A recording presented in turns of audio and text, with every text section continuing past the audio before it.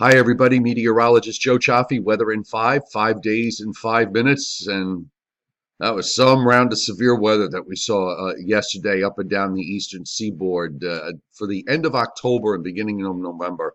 I can't ever remember seeing tornado watches as extensive as they were from South Carolina all the way up through Pennsylvania. And of course, there were additional severe thunderstorm watches on either side.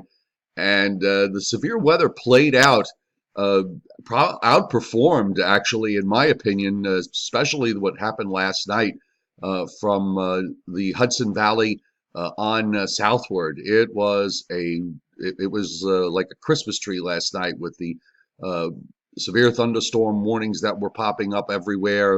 The whole state of New Jersey at one point was under a severe thunderstorm warning, and I saw that one other time this season, this past summer. Oh well, now it's on to better things, and we do have colder air that's come in behind this, and that is going to set us up for some potential freezes tonight in many areas. Looking at Saturday morning lows, you'll be waking up to temperatures mostly in the upper 20s to low and mid 30s, except for maybe the warmer urban areas around New York City. You could see a few spots closer to the upper 30s to around 40. Even Philadelphia getting down to the low and mid 30s, and we're seeing 20s in places just north and west of Washington, D.C., Baltimore, and north and west of the big cities as we head up to the Hudson Valley and throughout much of Pennsylvania. So a cold night, and it's going to be a chilly weekend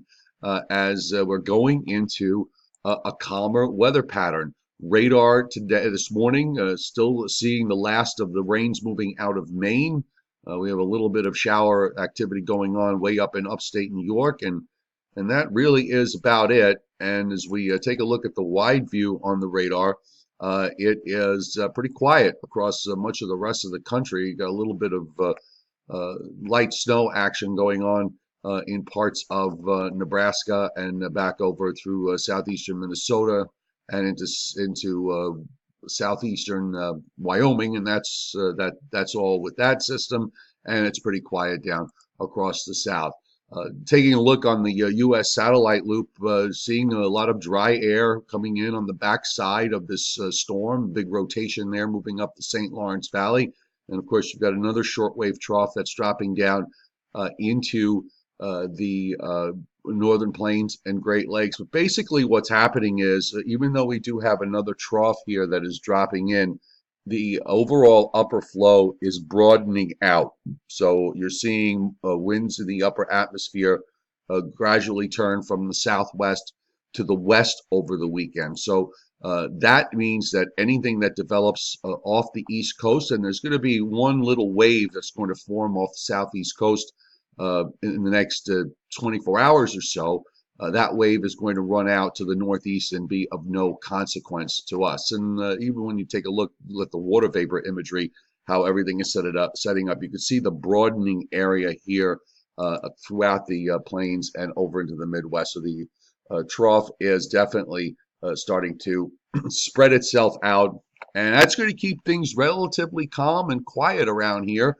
Our surface low, again, up the St. Lawrence Valley, still have a bit of a tight pressure gradient here, so winds are going to be an issue for a little while, but they will slowly begin to ease. And there's your next high sitting over in Tennessee, which is going to keep things pretty quiet and calm. So let's take you through the weekend here. This first high pulls out. Got that weak system going by offshore tomorrow. Will be no worse than sunshine with some patchy clouds and temperatures up in the low to mid 50s. Another high builds in for Sunday, and then we get a little push of a little weak cold front that comes through here along about sometime on Tuesday. Monday looks good too, sunshine and some clouds, and then it gets a little chillier on Wednesday. Another front, this one a stronger one coming through on Thursday with maybe a shower with that. Might be a little bit of snow showing up in parts of upstate New York. And this looks like for the end of next week that this could be a fairly cold shot of air that comes into the eastern seaboard. Nice big high that drops down southeastward and heads towards the mid-Atlantic coast. And when we look to the longer term, that's kind of where the overall pattern is at. It's very quiet here. There's not a whole lot that can happen at the moment with the jet stream pattern, just kind of as I described earlier, just sort of broadening out, not seeing any kind of amplitude with these troughs along the east coast. So, that's pretty much it as far as our weather is concerned. It is the 1st of November, first weekend of November. So look for, just to summarize, for areas from Northeast Virginia to southern New England, it's generally sunshine with just a few clouds. Daytime highs will be in the low to mid 50s. Nighttime lows will be in the 20s and 30s right into Monday. Enjoy it. And that's it. I'm going to take a little bit of a break because yesterday just kind of wiped me out. So check out our website posts. There'll be a couple up today. And of course, make sure you downloaded the free weather app, the meteorologist Joe Cioffi weather app, and Angry Ben's weather app, the Angry Weatherman.